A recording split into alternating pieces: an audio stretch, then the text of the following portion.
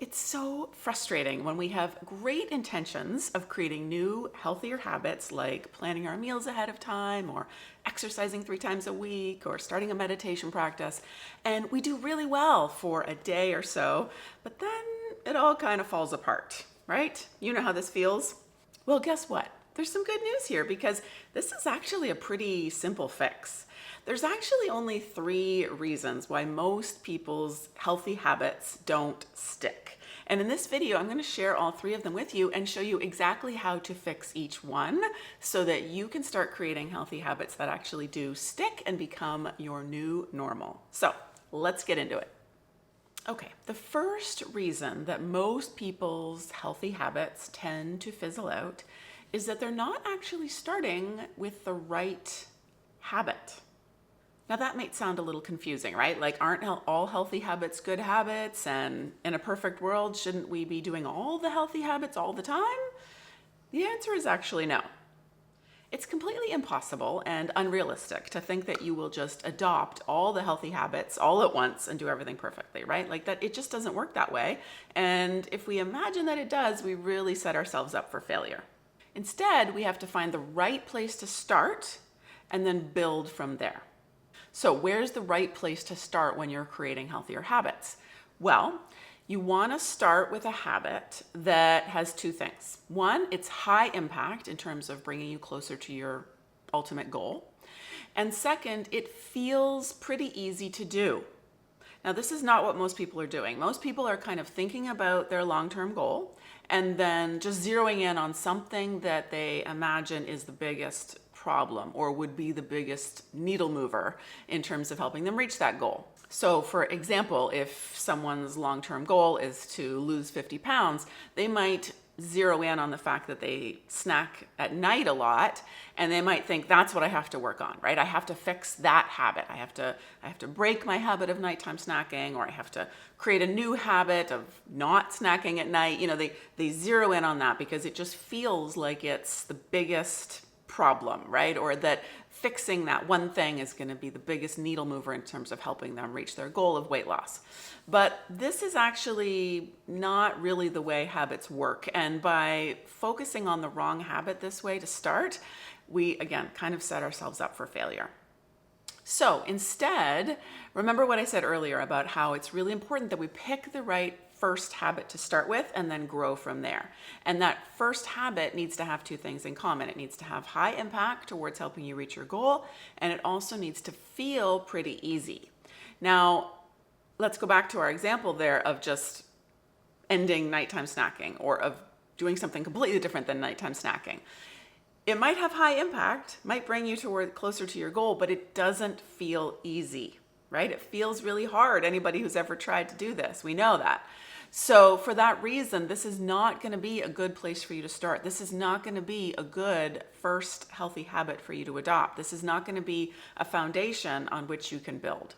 Instead, we might think about, if we're looking for high impact towards weight loss, and if we're looking for something that feels a little bit easy, maybe what we want to do is just shift our nighttime snack to something that's a bit healthier, right? So maybe the healthy habit we want to start with is preparing a healthy snack for ourselves in the evening.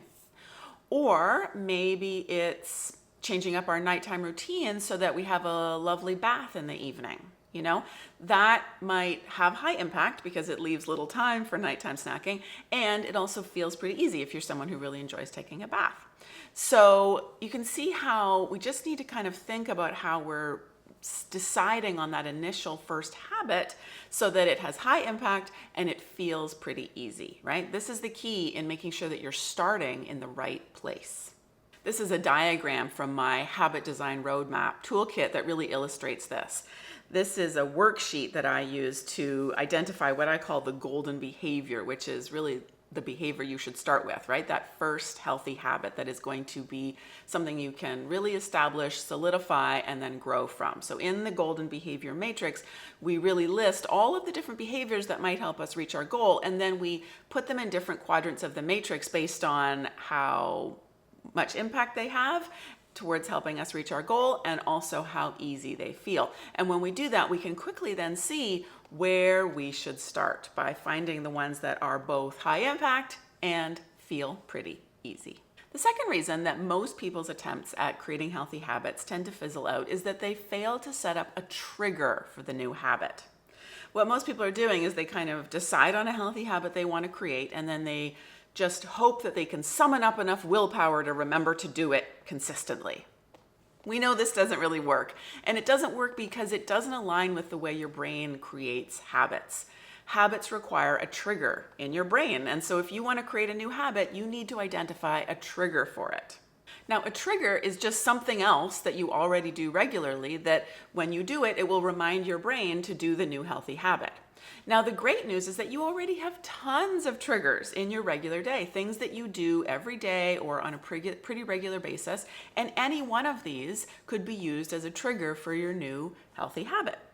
So I'm just talking about things like waking up, putting your feet on the floor, brushing your teeth, making coffee, feeding your pets, looking at your phone, walking out the front door, getting into your car, buckling your seatbelt. These are all things that you do probably on a pretty regular basis, maybe even daily, maybe many times a day. And any one of them could be used as a trigger for your new healthy habit. So what I encourage you to do is to make a list of all the things that you do every day. You're going to have tons of triggers that you already have, and then decide on which one makes the most sense for the new healthy habit you want to create. And what you're looking for here is something that you do in the same location and with the same frequency as the new healthy habit you're trying to create. So, for example, if you are trying to set up a habit of meditating every day, you want to choose a trigger, something that you already do in the same kind of location. So for example, you're probably not going to choose the trigger of walking out the front door because that's not going to be a great time for you to sit down and meditate. But maybe you pick, brushing your teeth, because after you brush your teeth, you could just sit down in your bedroom floor and meditate. You also want to pick something that you do with the same kind of frequency. So if your new healthy habit is something you want to do every day, like meditation, then you want to pick a trigger that you also do every day, like brushing your teeth, right? If it's something that you just want to do, a few times a week, you can pick a trigger that you just maybe do a few times a week. So try and think of something that you already do in the same location or a similar location and with a similar kind of frequency. And again, there's probably going to be lots of them, and any one of those you could try as a trigger for your new healthy habit. And once you pick something that you think might be a good trigger, you can create a little habit recipe. And that just says that once I do X, then I will Y. Okay, so for example, once I brush my teeth, then I will do 3 squats.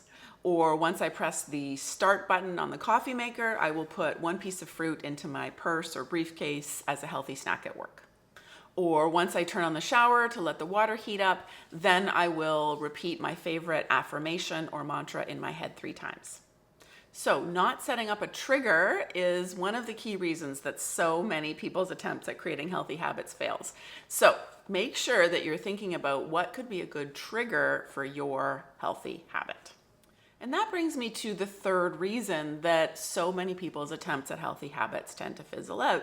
And that is that they're not thinking about these elements of habit design when they're trying to create a new habit. As I said earlier, what I find most people are doing is they're kind of picking a behavior that they want to create a habit around, and then they're just sort of hoping that they'll be able to summon up enough motivation or willpower to make it happen regularly. And again, that's just not how habits work in the brain. Your brain has a very specific design for how it creates habits. There's very specific elements that need to be in place. And we need to make sure that we're leveraging all of those elements as well when we're trying to create new, healthier habits for ourselves. So when I'm talking about habit design, I'm referring to some of the elements we already discussed here in this video, things like picking the right habit to start with, identifying the right trigger to remind your brain to do the habit, but also other things that we can leverage to make habits what I call stickier, make them something that your brain actually wants to do, make them feel more automatic. And I'm talking here about things like making them feel more desirable, making them feel easier, leveraging emotion to make your brain want to do them more. These are all things that we need to tweak and fine tune and use different strategies for in the design of our new habits, right? We have to know we're starting with the right habit. We have to have a good trigger. And we also have to, again, make them feel desirable, make them feel easier, leverage emotion to make them work. And we have to keep testing and tweaking all of these elements as we work within habit design so that we can create habits that actually stick with us long term. And by doing this, by thinking about habit design in this way as something that you're actually creating, or you're sort of being an architect of the habit, and then you're testing and you're tweaking all of those elements to make them stickier and stickier until these habits just become automatic in your brain. This is a piece that most people are missing. Again, as I said earlier, what most people are doing is they're just identifying a habit they would like to have and then hoping they'll be able to summon up enough motivation and willpower to stick with it. We know that doesn't work. It's too hard, and it just doesn't work with how habits are formed in the brain. Instead, we have to understand habit design, we have to be the architect of our habits, and we have to be the engineer. We have to test and tweak until we've dialed it in perfectly so that our habits become automatic. And again, the wonderful news is that we know a lot about how habits work in the brain now, and so we can use all of these elements if we understand them, and so we can start just being a habit-making machine. We can just decide on a habit that we want, we can design it properly, and we can have it stick. And then we can build more and more and more until we've really developed a healthy lifestyle made up of these healthier habits that feels natural and automatic. If you want to learn more about habit design, I actually have a whole habit design roadmap that I'll leave a link to in the description below. And in that roadmap, you actually get really a step-by-step guide for how to design these habits.